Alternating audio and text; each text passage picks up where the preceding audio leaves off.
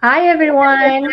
I'm Nico Fara. I'm thrilled to have you here today as we dive into a conversation that's incredibly timely and honestly essential for every artist, technologist, and brand storyteller out there. As these creative tools evolve faster than ever, especially with AI, how do we stay innovative without losing the heart of what we do? That's exactly what we're going to discuss today. I'm joined by my amazing co host, Ian Harrison, a creative technologist, anthropologist, and an artist who brings a powerful perspective on how technology reshapes the storytelling and culture, and how he calls it journey telling. And today's guest is someone who lives at the intersection of art, animation, and creative leadership. Carl Cleanthes, founder of the animation studio Epic Made, a creator who's worked with brands and someone who is also leading deeply personal explorations using generative AI in his own artwork. We are going to talk about a lot today, but make sure that you comment, interact with us, tag your friends, ask your questions. We'll get to all of them. And I'm so excited to get started. Let's dive in. Thank you both for being here. I appreciate you. Ian, why don't you start with a quick intro about yourself? Yeah, I'll be real quick because this is Carl's moment today. Yeah, so hey, everyone out there listening, watching, Ian Harrison here, head innovation dude at Sneakar, creative as a service guy. If you can think it, we can make it. Infinite possibilities. Definitely a futurist. Definitely an anthropologist. Definitely a people person.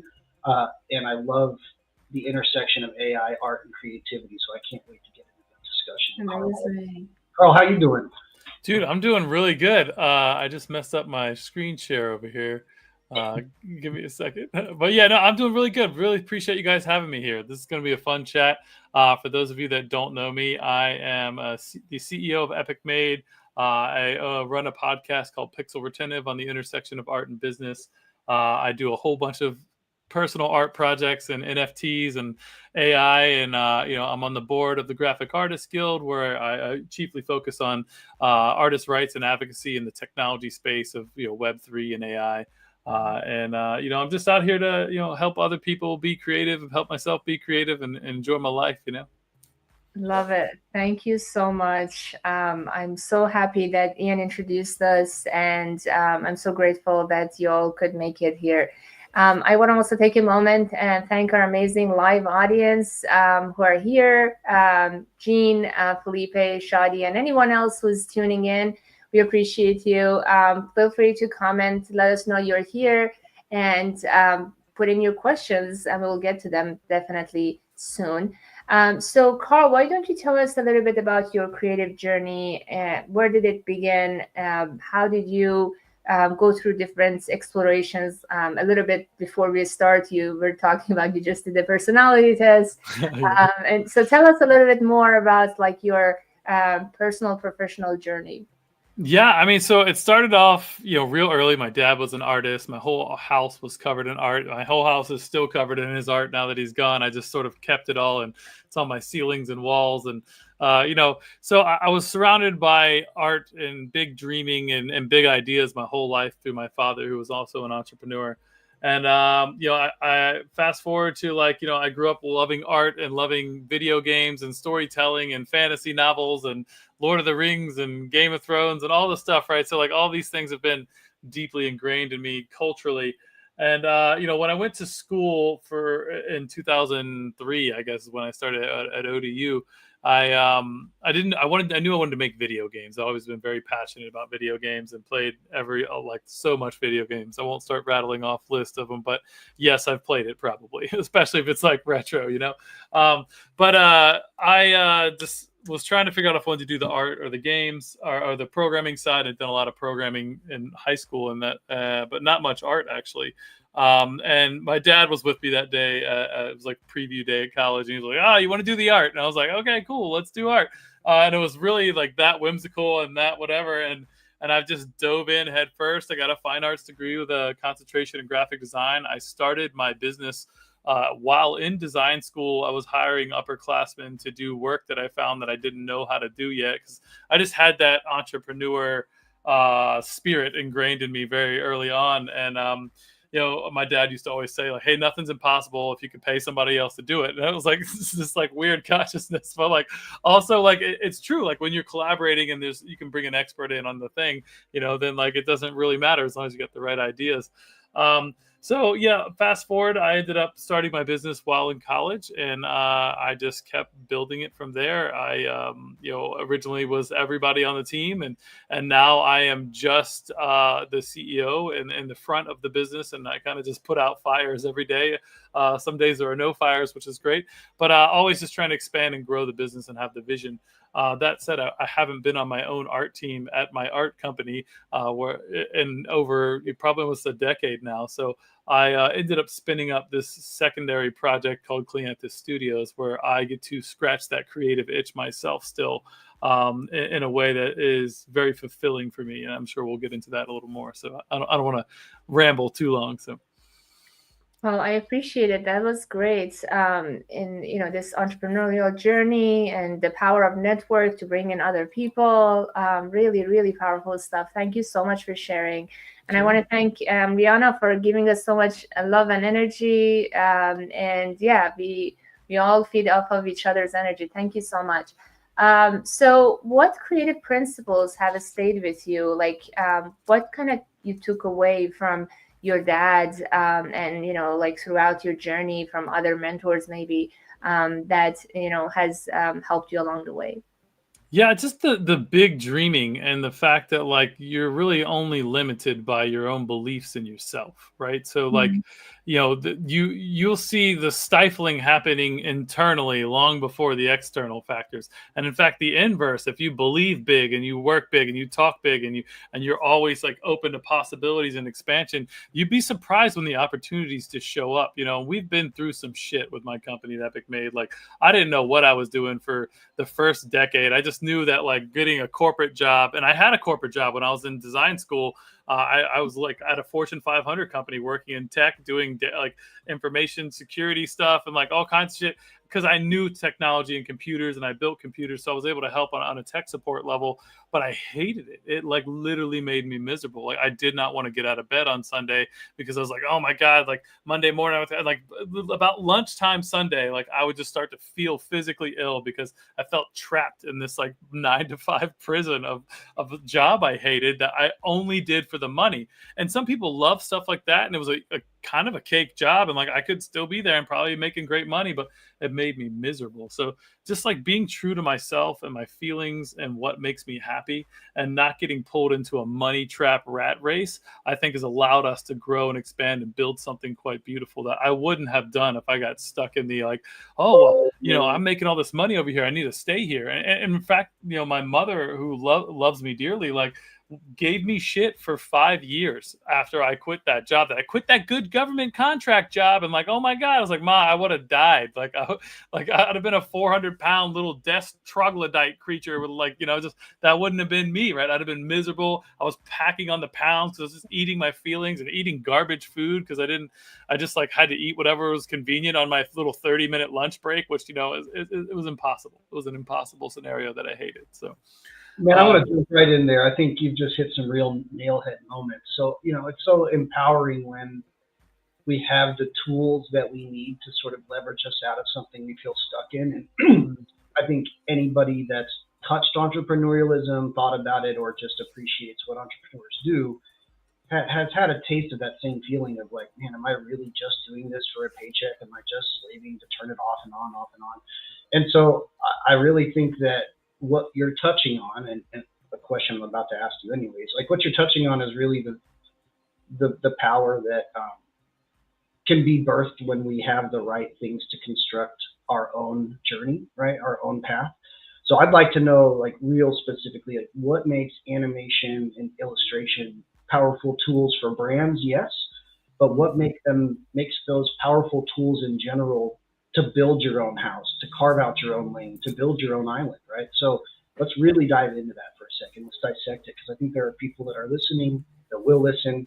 Shout out to Dr. Mohammed, and Rayhana has a huge class of up-and-coming entrepreneurial students that would love this answer. So let's talk about that. Yeah, so innately all human beings are visual creatures. I mean, obviously if you're blind, you're probably not a visual person, but barring that, like, visuals are the first thing that our brain gets. Like, we see something and it's like, oh, is that a threat? Do we like that? Boom. There's all kinds of shit going on in our head before we even realize we're thinking. So we can tell intricate, deep, meaningful stories with video and illustration that grab people and pull them in, and then they're engaged, right? And if it's done well, it's one of the most powerful mediums for communication, because unlike reading, which, in this generation, I have severe ADD, and a lot of people have, I would call, environmentally stimulated ADD like symptoms of, hey, I've got this cell phone and I just got 35 notifications and this, that, and an email and stuff. So it's hard to stay focused, and you need focus to read, right? But an image can pull you right in. A video can pull you right in and be captivating the whole time. So there's something there that's magical, that is a storytelling level that can speak right to the human aspect of just being alive and living on planet Earth. And we can tell these stories in all sorts of fantastical ways, or realistic ways, or sad ways, or happy ways, or heroic ways, like whatever that is. And it just speaks to your emotions in a way that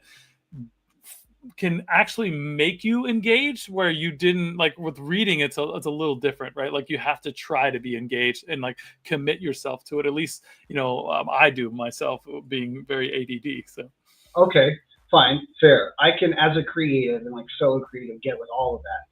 Now, Jerry Maguire, like, show me the money. How does that translate to a powerful tool for a brand? How can a brand leverage that innate visceral connection to visuals to drive intentional buyers into their brand? Yeah, I mean, it's the narrative, right? Like, how does your brand quickly tell a potential client or customer or consumer of it that they see you and they have a solution that's going to add value to your life, right? So how quickly can you pull someone in, get them excited about what you're doing, and go, we've got a thing you need because it's going to make your life better this way, right? And that's really the core of every message in the advertising space done well. We're in a shift, man. I would counter that was the way. Like, we have a thing you need, and here's this thing, and you need it. Brands don't get to tell the customer that anymore. Customers are constantly seeking out their own solution set. So what can a brand do using visuals to provide a solution that says, I'm here and I likely align with what you're looking for. If you want me, use me. I think that is the narrative that we have entered into with consumer-based. Yeah, well, like the old way was very your own adventure, everything at all at once at our fingertips. So you cut out. Sorry, I didn't mean to talk over you. Could you recap that last part? Yeah, just I want to dissect the fact that the shift has occurred in the paradigm of brands used to be able to tell consumers, we are this thing, you can buy us, you have to buy us, and you get to buy us. Consumers now are, I have a problem to solve. I have all of these options. Why are you the best market fit for me? Yeah. People market fit. How do we do that? 100%. Yeah. So there's a lot less marketing avenues back in the day, and more captive audiences where they had to experience your ad or whatever that is. And now, like, you're right, we have an infinite number of choices in every direction.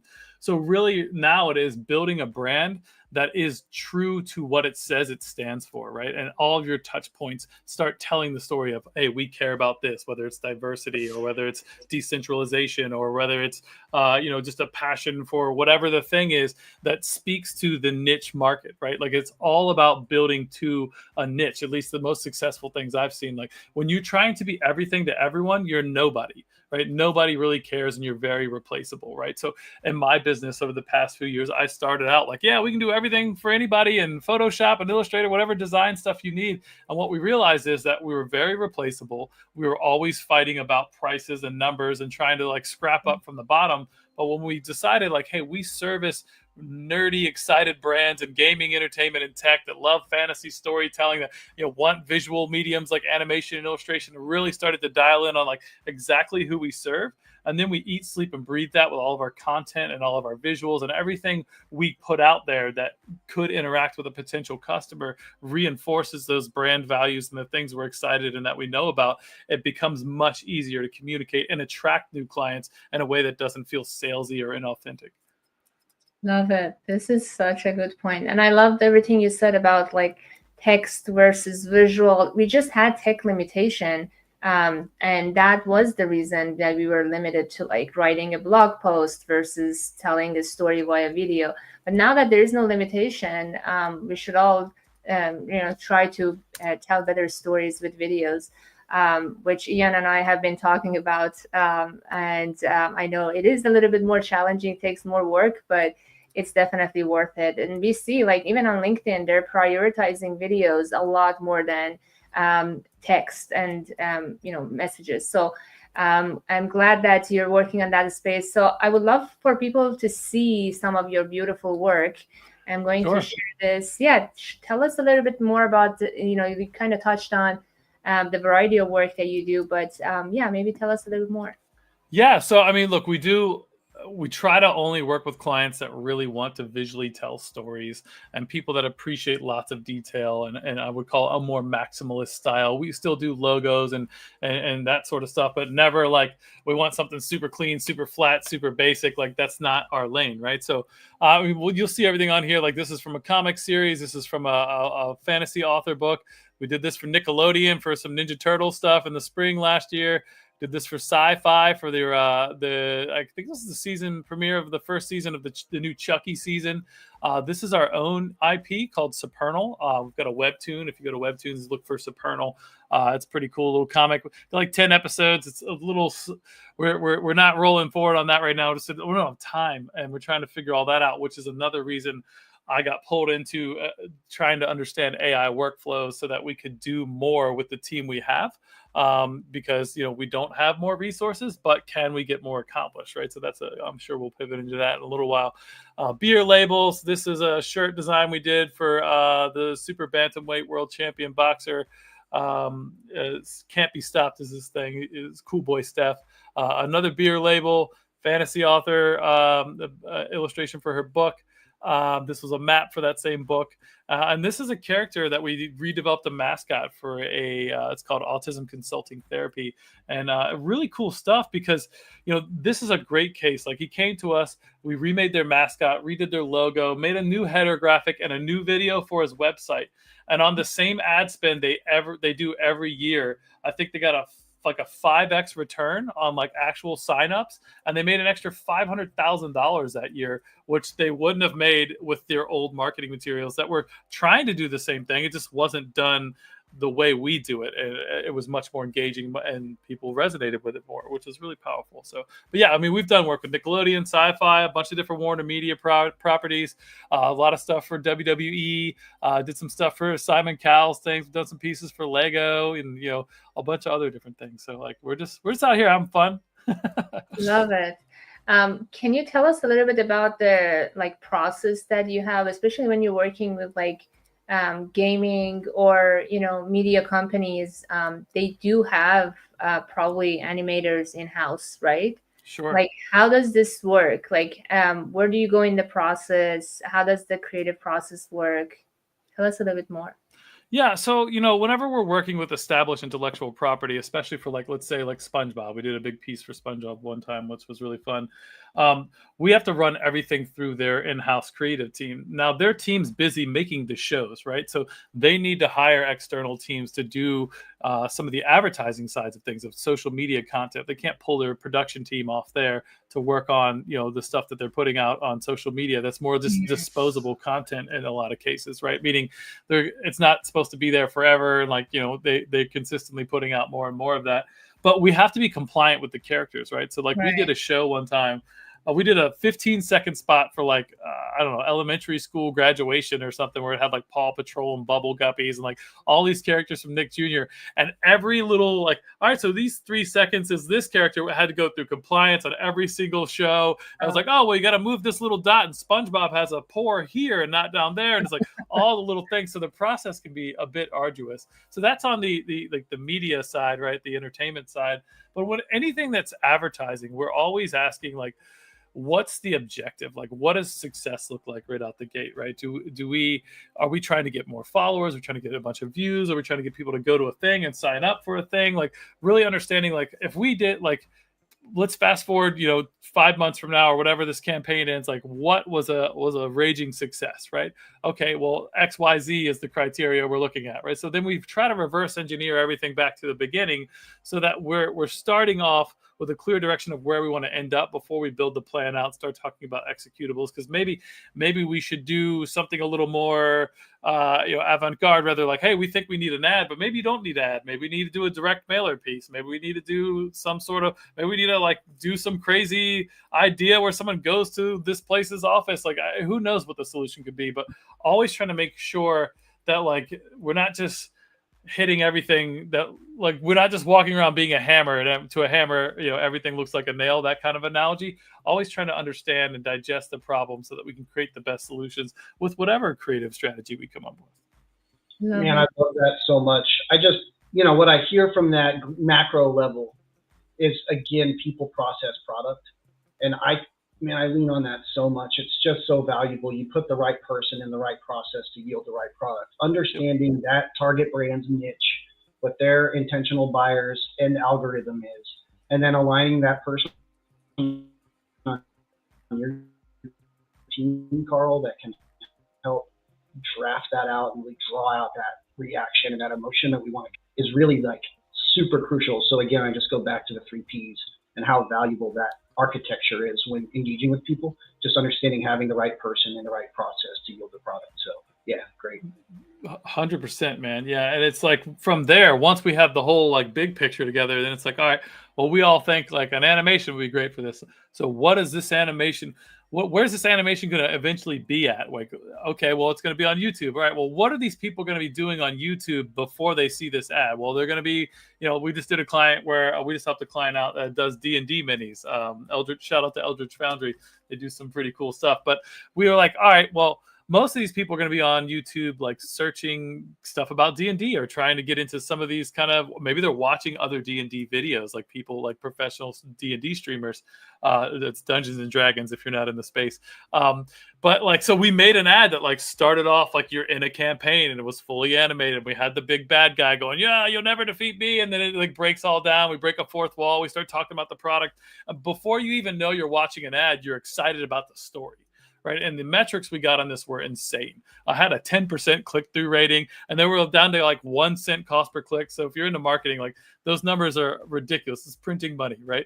And we're just driving lots of traffic to the website, but it's because we understood the assignment, right? The assignment was these are people out in the space who love Dungeons and Dragons, who are going to be interested in the minis, and they all understand a good D&D campaign and a good narrative and blah, blah, blah. So we pulled them all the way in before we started like talking about anything. It was such a cool ad, and it just felt so good. It was just like a textbook case of like how this can be done in a way that is really effective and fun. And like no one was bored. No one was annoyed to see our ad. The watch through, like they watched the whole thing. Like I think it was like 75% of the people watched the whole ad. It was over a minute. Like there's no such thing as an ad that's too long. It's too boring, right?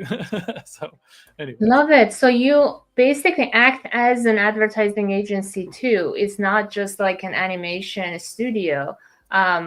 I love that you're clarifying that, because a lot of times, we think of like art studios, animation studios just doing the art. Yeah. But I think especially as we will get to like your personal work and how active you are on social media and building community, I think a lot of that has come into what you're doing with the strategy and direction for the brands. Is that right? Yeah, absolutely. And it looks like Philippe had a question here too about how we balance our own creative North Star with external trends. Really, and that kind of leans back into what I was talking about before, is creating niches and getting into a niche that you love and understand. Because the external trends and then our own internal creativity, they're going to kind of naturally flow together more. With that said, like we always collaborate with the client. Like we always trust that the client knows their product better than we do, and maybe some nuances that we're not aware of. So it really is just a dance and a conversation. And then it's just like, hey, we're going to try this thing and we're going to get some metrics on it. And then we're going to step back and see what that looks like and talk about it. And then we'll try 2 other things, and you just split test things as much as you can. And yeah, the best ads are the ones you don't even know are ads, right? Like if you're, is this an ad?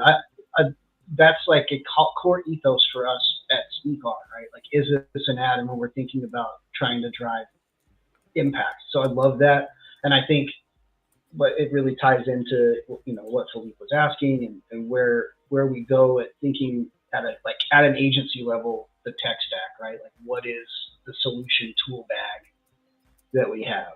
I'd like to talk about that a little bit. Sure. What specifically? Well, let's lean to the audience. So shout out to the amazing audience as always on the Immergence Show. It's one of the most engaging things here at LinkedIn. So Shadi's asking a really great question. She said, if a young artist asked you whether they should learn AI tools right now, what would you tell them? Yeah. Look, tools are tools, right? Like, so you have to know all the tools to be the best at your craft, right? Like, if you go out and you were trying to do an animation right now with grease pencils and transparency paper, like, you'd never be able to keep up.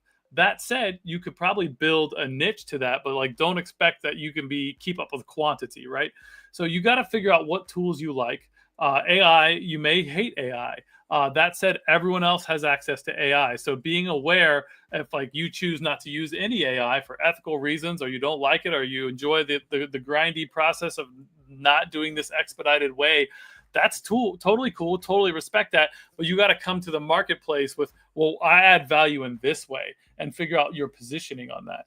That said, like, I speak at colleges all the time. I spoke at Suffolk University last week in Boston. And look, I'd be remiss to tell anyone not to learn AI. If for no other reason, you need to know what you're competing with, or what you're missing out on, or how to use the tools in the best, most ethical ways. So, love it. Thank you so much for sharing that. And we're curious, so like along those lines, like when you guys working on these animations and great graphics, what type of technologies do you adopt? And like, how has generative AI specifically impacted your work? Yeah. So, I mean, last year, I think the entire market kind of hit like a freeze, which was so that impacted my work, and that like people were not spending money. We had a rough 6 months last year, and because I think in corporate America and investor land, like, there was some idea that like, oh, well, we can just have our normal staff do this with a little AI, right? Like, we don't need artists. Like, we just punch in the little words and it'll clip. And what they found out real quickly is that the people that can use those tools the best are already super crazy talented artists, right? So we're the ones that understand how to take those things and build on top of them, or how to use them as inspiration to do a real thing, right? Sometimes the thought process and the brainstorming and trying to get good ideas and all that is the hardest, most arduous part of this process, right? Trying to figure out what direction you're going to take the thing, right? Getting that stroke of genius, or getting hit with inspiration. And in our case, like in the business side of things, so on Epic Made, I will say, like, my commercial side of the business, we do not use AI pixels. If a pixel is generated with AI, it doesn't go into our work. That said, like, we are constantly using, all sorts of large language models like ChatGPT, visual generation models like, Stable Diffusion, things like that, to help us get ideas, to help us. We can easily take all the stuff and dump things in and go, hey, what if we did this, that, whatever? And we don't always use it, but when we get stuck, that's the first thing we do. Like, hey, I don't have a great idea for this design. And I know it's, in the crypto space, and it's got these sort of things, and it's going for this demographic. But so let me just throw this in a ChatGPT and go, hey, give me 4 rough concepts. And inevitably they'll all suck, but they'll inspire things that are, oh, well, that's terrible, but that little piece over here is kind of cool. And what if we took that piece from this piece and that other idea we were talking about earlier, and now we have an idea, right? So these tools can eviscerate creative block, but they aren't innately creative, right? They're not human beings. They don't have creativity. They're amalgamating things based on tags and keywords and diffused visuals. So like, whenever it says hat, it's got all these different ideas of what a hat is, essentially, but it isn't going, hey, can we creatively make a hat? It needs the language and the input from human beings to kind of steer a narrative on these things. And it's also very important to notice that a lot of these data sets were built on stolen intellectual property, right? So there's a whole host of ethical concerns on that level that, there's a lot of fights and legal battles going on right now. But the artists who were in these sets, these authors and artists and all people that create things that are able to be protected via copyright. They weren't asked for permission to have their work included. They weren't given any compensation, and they have not yet been given credit, as they don't want to share who's even in these data sets because of all these legal aspects. So it's important to keep that in mind as we're talking about these things. So, you also cannot copyright anything that comes out of generative AI if it's just from a prompt, right? You can copyright extensive prompts, but like if I say, hey, make me a logo for my company, and it makes me a logo and I use that actually has no trademarkability and is not copyrightable because it was generated from AI, and it has to have human authorship in the American copyright system for it to be considered to be able to have copyright rights, if that makes sense. I know that was a big. So if you, no, I appreciate you sharing all that. So if you modify a generative AI work, then it could be yours. Is that right? So if something comes out of generative AI and you modify it, those modifications are protectable because they are human creations, right? So if I created a circle and it came out of here and I added like a little feather off the side of the circle, I can own and protect that feather if it was distinguishable enough in the court of law. That said, anybody could take the base thing and make their own variations, and I can't say anything about it because I don't own that. I can't own that. Does that make sense?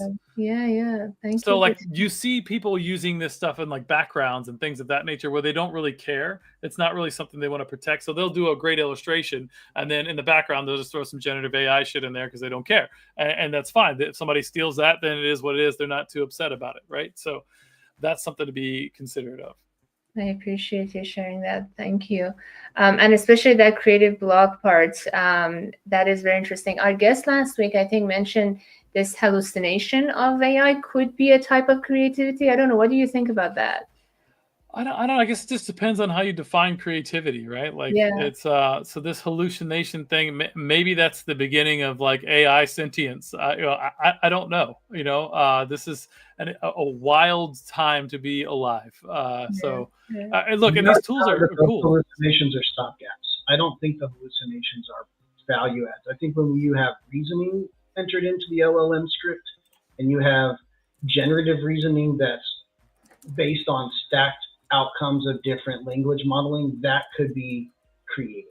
And I think the outcomes are randomized, and that is creative. But I think, in my opinion, the hallucinations are in fact stopgaps and negative towards the truth of what AI can provide, if that makes any sense. That would be my counter to that, Nico, to be Socratic. I think it depends. Like I think what Tyler was talking about was more like when you were creating visuals, sometimes it goes to a very different direction that what you told that you had in your mind and you were telling it. So then that comes out as hallucination, but it might be, a great direction that you want to pursue.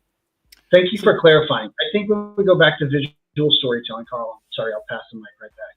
Visual storytelling, visual hallucination, avant-garde art, jazz, music construction, splatter paint, Jackson Pollock, right? So those are hallucination-driven, some might say madmen, in fact, driven outcomes. So that I would give you credit back to what you're saying, Nico, and what Tyler was talking about. Yes, I think visual hallucination in generative AI is neat, and generative art that comes from that is neat. When you're talking about facts and using AI in the way that Carl was describing to help you ideate for a client or help bring structure to something, I think it's super important to note that those hallucinations can be very detrimental. And so at a data level, when a large language model hallucinates, that is a negative. Yeah. That's an important distinction. If I'm playing in like Photoshop and I'm using some of their in-app generative tools within there, like I have like a very Bob Ross approach to it, right? Like I'm doing the thing and I'll circle and I'm like, I add in like some a gnome or whatever. Like I don't know, I just get crazy with it because on my live stream I'm just literally having fun, recklessly using these tools, trying to just channel some of my father's just unbridled, wild creativity that I used to watch him make art with. And they're just happy little accidents, right? That's what I talk about with them. It's like, oh man, I didn't even think about it that way. Let me take that and blend it into here and do that. And it just sort of evolves. Generation, right? Yeah, it's like AI Bob Ross, right? Like, oh, these are happy little trees. That it's a happy little accident. I didn't even mean to make this cloud here, but now it's a cloud. And yeah, Yeah, this is perfect. that Yeah, let's dive into that. So you've trained a LoRa model, right, on your father's artwork. I Why did did. you do it, and what did you learn as you were training this model? And what is the LoRa model for What those? is the LoRa model? Yes. Yeah, so LoRa is a low rank adaptation model. These sit on top of like a stable diffusion or a flux or something like any of these types of things. And basically, it's a funnel in which you run your prompting through that has parameters, so parameters that are more focused, right? So it's almost like a specialized GPT on an LLM, right? So if anybody's familiar with the large language learning models type of things, it's like, hey, look, I can create a GPT that'll help me write this newsletter, and it knows they're all supposed to be 500 words, and I don't use these words and use those type of words, and this is my tone of voice, blah blah blah.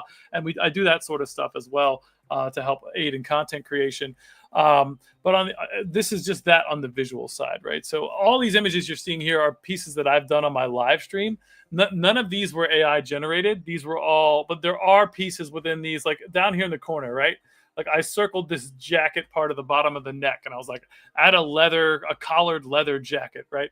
And it looked pretty cool. But then I wanted to go in and I added in highlighting and colors and whatever. And to your point earlier, Nico, somebody, if they had access to that original piece, could take that, and I could not protect that. But I could protect it in a composition with this, with the lighting on it and all the little pieces, right?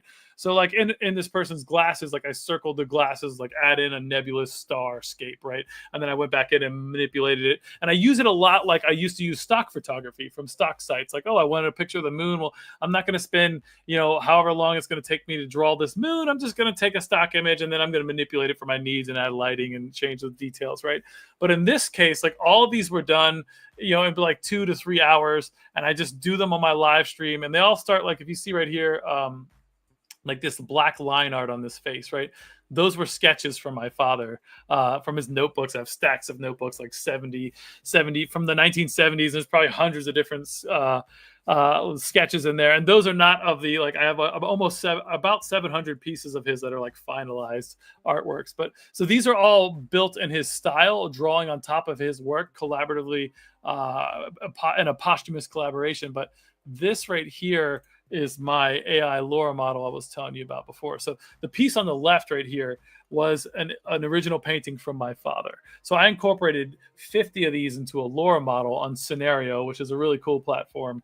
And I was able to then use it to prompt from and generate this image that, like, if someone walked up to me on the street and was like, hey, I've got this weird, emotionally evocative face that my wife doesn't like and doesn't want to put on the wall in our house, and I knew your dad and he was an amazing artist, and like I just thought you would want to have this, and they gave me this piece on the right, like I would know that my father did that. And that's not a great one-to-one here, and I could show you tons of other ones, and actually I might be able to pull that up, but let me figure that out real fast.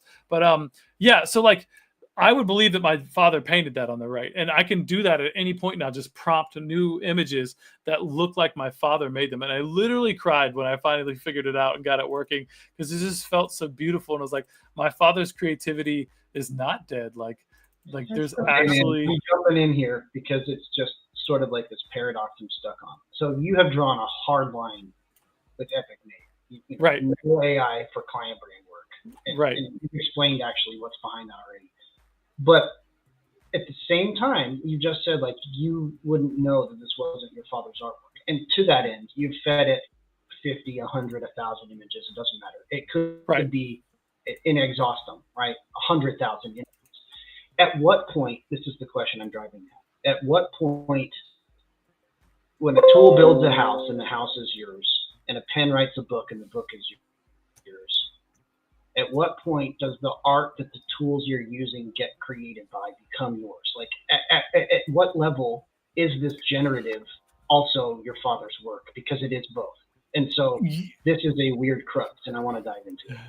That's the existential question. That's the existential question of today, right? So like these court cases are being worked out. Groups like mine that are part of mine that I'm associated with, the Graphic Artists Guild and the Copyright Alliance, and tons of these organizations are actively influencing legislation and talking and fighting. And some of these lawyers, some of them are actually lawyers that are having these legal battles. But what it boils down to is significant human authorship, right? So when you have a LoRa model that's pumped full of images that like my father made it, right? So like I own the intellectual property to them now because I've inherited them. So now when I put them into here, I own the rights to the inputs. So the outputs are now have a thicker copyrightability, right? So copyrightability has been described as having a thickness, right? So if I custom created every little piece, then it's all mine. But if I'm assembling from different other things, I don't own the original things potentially, but I own the assemblage, right? And you look at like Warhol. Warhol didn't own the Campbell soup design, but he owns his interpretation to that and how he did that. And that's a transformative work, and that gets into a lot of other stuff. And this is a lot of nuance in copyright law. But yeah, as we're moving forward, what we're trying to do is navigate and understand how do we do this more ethically, right? How do we create ethical data sets, be it LoRa's or larger data sets? Like how do we replace different things that are out there where I said where artists weren't properly compensated or given permission and all the things there.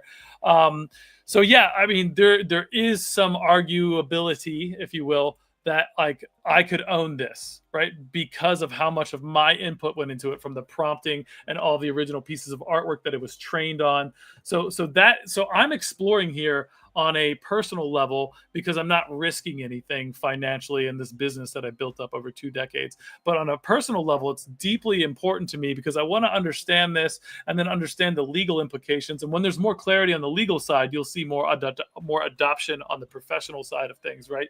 But the long story short here is that like I would like to be able to use this for animation, right? I would like to be able to use this to build out, like I mentioned earlier, like our comics sort of dead in the water right now because we don't have the bandwidth, right? So if I can build out these models, which I'm currently experimenting with, it's like, okay, we have these characters and these Da Vinci poses and side view and front view, top view, boom, boom, boom.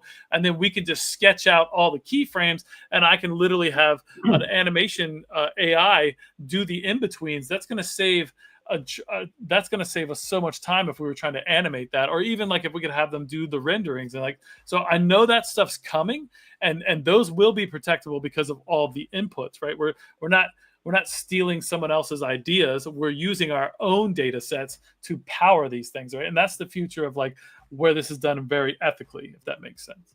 Love it. Thank you. Thank you for explaining. And Aaron says, brilliant question, Ian. Yeah, this was awesome and definitely promising in the horizon. And Felipe asked, how do you stay creatively energized when technology is evolving faster than ever? I think this work that you shared with us is the answer. Is that right? It is, right? So like, as I mentioned, I'm no longer on the creative team at Epic Made.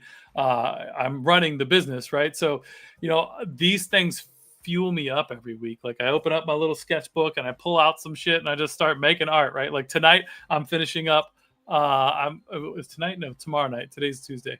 I'm going to finish up this piece, but it started off as a sketch in my notebook that I did in like elementary school. Let's see if I got a picture of it in here. Yeah. I'm sure I do actually. Yeah, right here, like this little sword in the stone thing. Someone was asking me about like they came on my live stream and I do AMAs and I try to inspire people and just, get out there in the art world. And so I was like, oh, in these brilliant drawings here. 96. So 95 was 10 and 11. Yeah. And I stopped doing art here because in 6th grade, I tried to get into like an advanced art middle school and they rejected me. And then I did not do art again until college, which was like really crazy, right? So rejections are rough.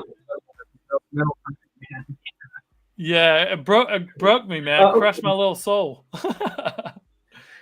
Well, sometimes failures allow us to grow more. It does, yeah. The pain of failure is so much more impactful, and you learn so much from it. And this was like my little sketchbook that I did when I was 18. And just so you know, this is what happens to you. You start off young and handsome when you go into your creative journey, and then all your hair falls out, and you get old, and you got a gray beard, and you're tired, and got the crow's feet. That's just in there for perspective.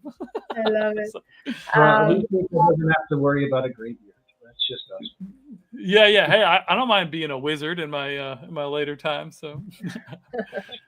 Yeah. Thank you so much for that. And we have another question from Shadi. In your opinion, what separates good AI assisted art from forgettable AI content? I mean, resonance, right? Like, did it resonate with you? Are you feeling something from this, right? So it's very hard to make something generative AI without really good inputs. And even if you're not an artist and you are like really prompting and getting extensive with it and doing some in painting where you're like, hey, this, because there's parts of these generative platforms where, you know, you generate this thing and you're like, excuse me, you're like, oh, that's great, but like it's got 7 fingers, so then you can highlight just the hand part and go fix the hand or tweak the fingers, or you know, maybe have different mudras or whatever. Like, so good AI art from forgettable AI art is the same as any type of art for me. It's like, is it communicating a story? Does it resonate with me on an emotional level? Love it. Yeah, I mean, even in advertising, we have to evoke emotions. Otherwise, it's going to be forgettable. Yep. Thank you for that. And, you know, all of the things that we are putting out for social media is similar. We have to make sure we're evoking emotions. Megan says, worst things happen when someone gets rejected from art school. Yeah. Worst things have happened for sure. You know, I went on hiatus, and I probably would have got into like a really advanced art school and blah, but then I wouldn't have met my wife, right? So I met my wife at the college I went to that I just sort of defaulted to because it was, you know, ODUs right down the street and I could drive there. And, you know, you never know how the universe unfolds. And that's something I wanted to emphasize earlier, like the keys to success and like entrepreneurship. And like, I've just had this consciousness and been able to sell to my team this belief that the universe wants us to succeed, right? No matter how bleak it is, no matter, oh my God, well, how are we going to make payroll next week? Like, no matter if I haven't paid myself in 3-4 months, which has happened, like, it boils down to like, do I believe that I'm on the right path and that I'm expending my only most precious resource, my time, on something that is worthwhile and meaningful, and that this is what I'm supposed to be doing? And if the answer to that is always yes, then I just keep going. And it just keeps unfolding. We just keep finding success, right? You know, just failing in the right direction for 15 years before I got a break on anything. And it's just that, like, the universe wants us to succeed. I've been beating that mantra to me and my team since 2007. And here we are. We just keep making it. So. And that's the spirit of entrepreneurship. I'm sure, Ian, you resonate with that a lot, right? I'm sure he does. Yeah. Awesome. It's like, keep swinging the pickaxe, man. You know, that's all we can do is keep swinging that pickaxe. You've only failed once you quit. That's true. Very good point. And I want to talk about a little bit about the effort that you put into building a community and doing the live stream. You know, like me, I've been doing the show regularly and consistently. I know you've been doing it on different platforms. Tell us about that process. Like, what made you start it? Obviously, you've been doing this as a passion, but what made you think of like putting it out there and bringing it into the screens so regularly? Yeah, so I had not really done art on a regular basis in quite a long time. And let's see, right after my dad died in 2016, I was just broken, and he was my best friend, my first friend. And I just like, I couldn't process life, and like I kept looking on my calendar that just like had this thing in there. It was like, do art with dad, because I knew he was dying. I was taking care of him, and like it just like, I never did it. We never sat down and did art together. Maybe like 3 times in my whole life with him. Like, I actually did art with my father. And these pieces here, and there's the picture of my dad too. I just got this like inspiration one day to like start I took one of his pieces and I made a copy of it, because I couldn't even bring myself to fuck up like the line art original sketches that he probably spent 10 minutes on while he was on a phone call, right? Like, I was that attached to all the little things at this time. But anyways, I laid it over top of, made a copy, and just started drawing and just doing these like really basically finishing his art. So it felt like we were doing art together, and I just had these like warm and fuzzies. It was just feeling amazing. And so I did a few of these, and it started to heal me, right? And actually, at one point I was doing one at like 2 a.m, and I got a random phone call from this lady who I knew used to be my father's girlfriend when he was alive. And my parents split up when I was 5, just for clarity there. And so I get a phone call from a lady I've never talked to, and it was like 2 a.m. on a Friday. And I answered the call, and before I answered that call, I was literally doing one of these pieces, and I was crying and just missing my dad and doing this art. And I just could barely get my shit together. And this lady calls me, and I pick up the phone. I'm like, hello. And she's like, hey, Carl, this is so-and-so. I'm not crazy. It's 2 a.m. I've never talked to this person in my life. And she said that my father was this amazing, magical, powerful person.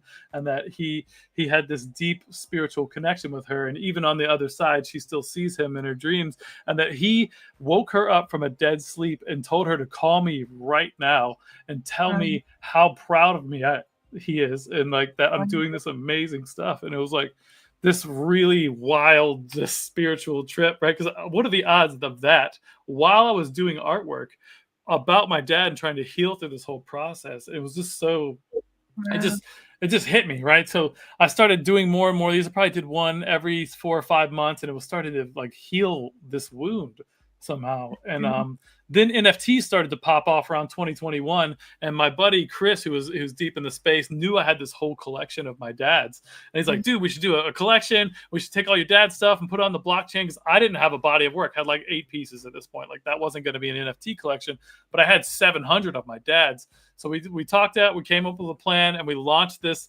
whole collection, right, of 72 pieces. It was the faces of a mad artist, and it was a bunch of my dad's work, which I was showing off here, that I then trained the Laura on.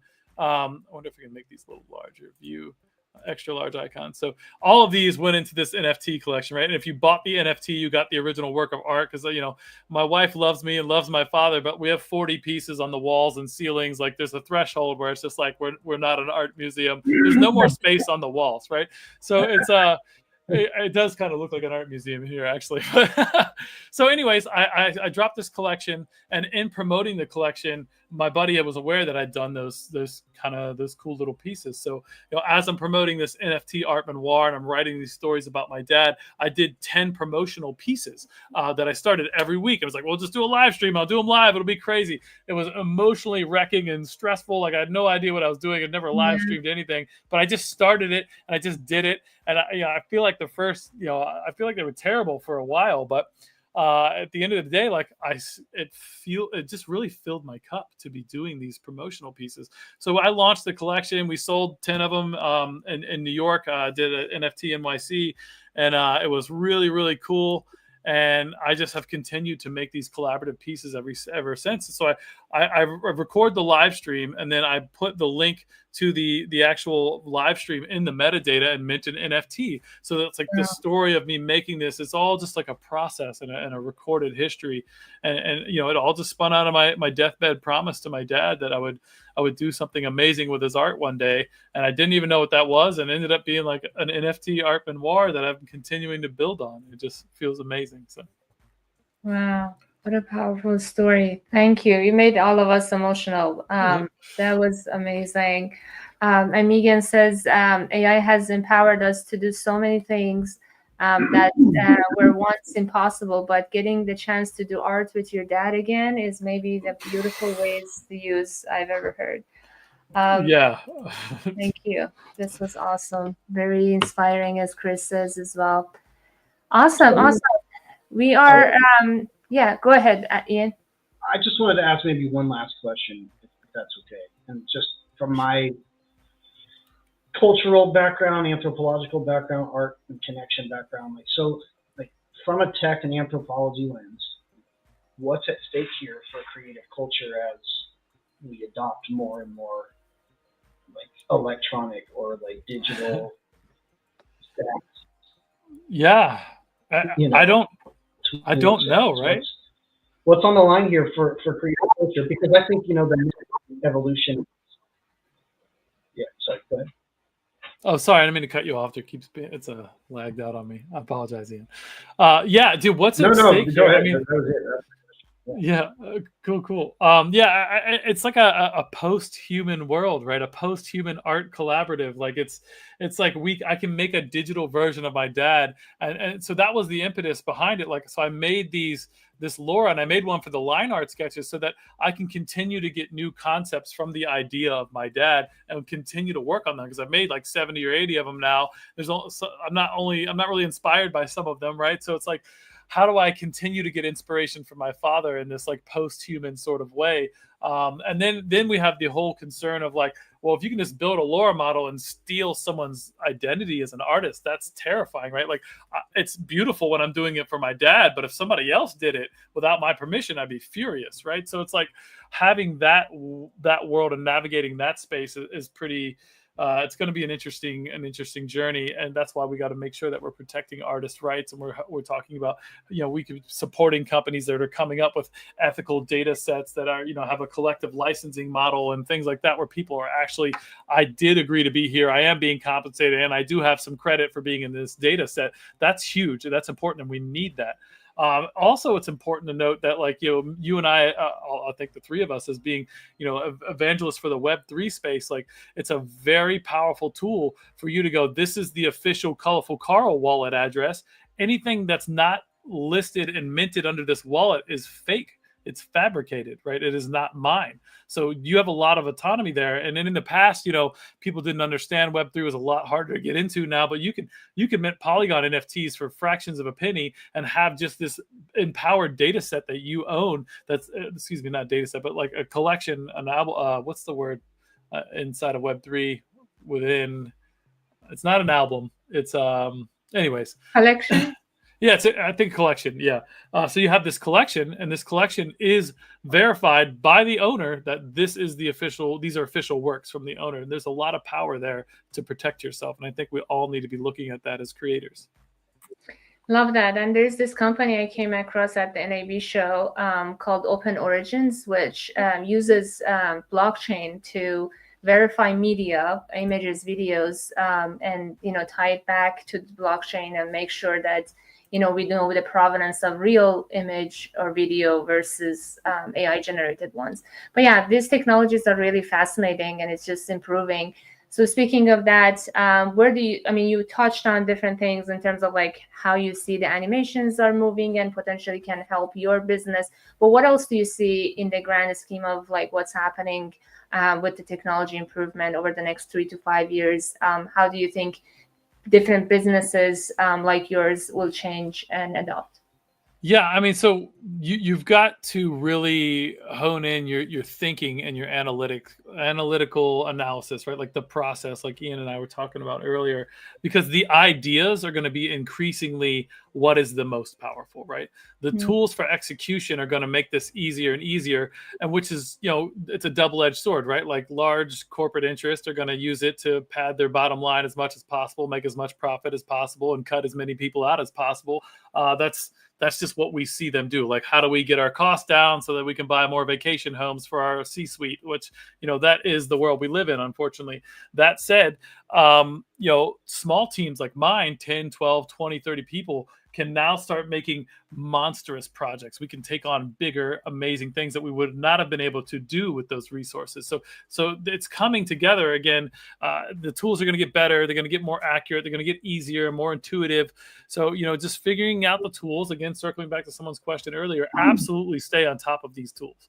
Absolutely learn these tools, figure out where you feel comfortable using and not using them, where they can augment things and how they can help you get more things done. Because for me as a creator, like, I've got a million more ideas than I've ever had the capacity to execute on, right?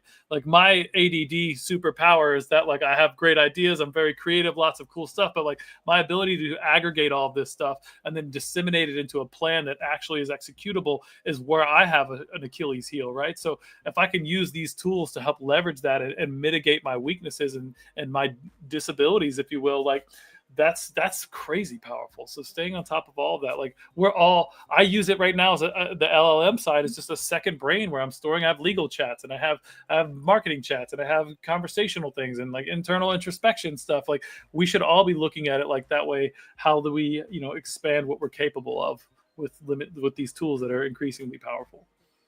Love it. And I hate the word disability. It's different ability. It's better. Yeah, yeah. We're all different and we have unique abilities. Thank you so much for that. And as we wrap, can you share a little bit about what's next for Epic Made and Colorful Carl, and like any project that you're working on? Anything you can tease us with? How can people support you? Where they can find you? Sure.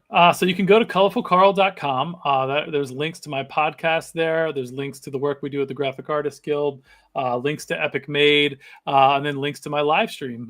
So, you're welcome to come out anytime. Come see me 8 p.m. Eastern Wednesday nights. I'm on YouTube at Colorful Carl. Again, there's links to all that from the website.